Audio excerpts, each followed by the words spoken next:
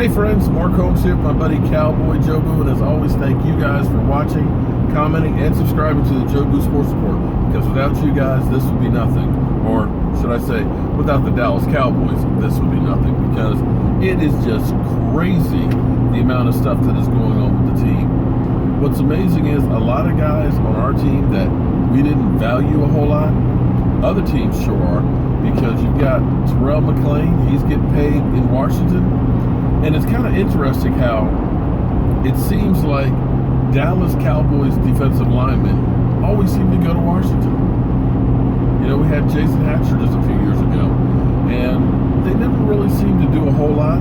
Now, what's going to be interesting is you know, I live in Northern Virginia, and I listen to Sports Talk 980, the Redskin station. It's funny how most of the Dallas Cowboy players, when they come to Washington, jump on that Redskin bandwagon and start bashing the Cowboys and end up kind of really not doing a whole lot.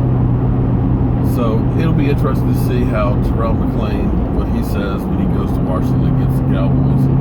But you see Ron Leary got the monster deal, 4 years, $34 million to go to Denver. You see Church got a great deal, $6 million a year to go with the Jaguars. You see Jack Crawford with Atlanta Falcons. You know, these guys are getting paid, and these are guys that, you know, a lot of us said, oh, they're not so good, we need to replace and upgrade them. Well, you see the cost of doing business in the NFL. It's great to play it like fantasy football and think, oh, we can get this guy, we can get that guy. But the reality is, you got to have money to pay these guys. And we don't have a whole lot of room to go. Now, I'm not sure, but if we trade Tony Romo, I think the whole thing of spreading his deal out over 2 years goes out the window, but we get the cap relief right then. So, if we end up trading him, we'll get $5.6 million more cap space, which will help trying to keep some of those free agents of ours or try and make a move in free agency. But at this point, I don't believe that there's a guy that you want to, you know, buy the farm on. There's not a guy in there that you want to pay $10 million to bring in, at least not in my mind, not right now. I thought Calais Campbell would have been that guy to bring in. But I'm happy for him that he got a big fat payday to go to Jacksonville. That's definitely more than what we could afford to spend at this current time. But I looked at him as not just a good player. I was looking at him being a culture change for the defense. And since we can't get that guy, the best thing to do is work on signing our own free agents and let the dust clear. Let the big spenders get out of the way. Let the off-season champions do their thing. Because one thing I do know is it's very rare that teams that spend a lot of money in the free agent market signing these big fat contracted guys go on and win it all. The only times you've actually seen that kind of work was Denver with Peyton Manning. But when you looked at some of the contracts like the Redskins have signed over the years, like the Hainsworths or when the Eagles had the Dream Team 2, the Dream Team, you know, where they spent all the money for Namdi and all these other guys and stuff. It's difficult to take a lot of guys that are new from other systems, plug them in and think that they're automatically going to do what they did in the other places. Because sometimes you might have a guy who has great statistics because of the people that are around him or the system that's around them. But when they have to become that guy on another team, as opposed to being a role player, all of a sudden they don't fit as well and they don't do as well. The second thing is there's a lot to be said for cohesion.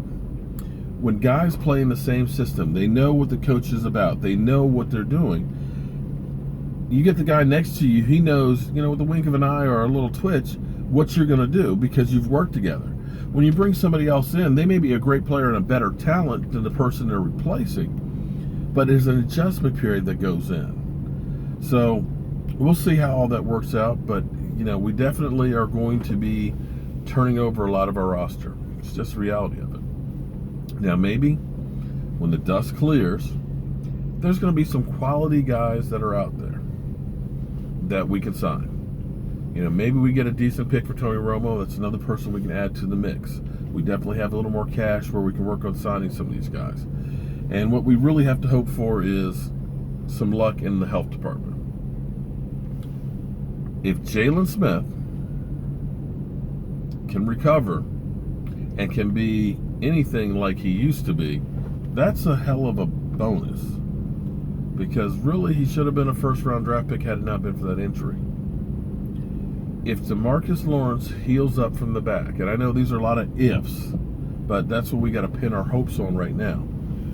If DeMarcus Lawrence, gets through the back surgery and everything else and rehabs real well and can play to that 7-8 sack potential again, that's going to help a lot. That's a big boost. And maybe with this draft being deep in defensive linemen and ends, maybe we get lucky and a stud falls to us. So that's my focus right now. And so we'll have to wait and see what happens. And it's getting crazy out there. And unfortunately, this traffic sucks. Just like the Washington Redskins. So friends, I'm Mark Holmes. That's a Cowboy Joe Boo who just can't take it anymore and definitely needs a refill.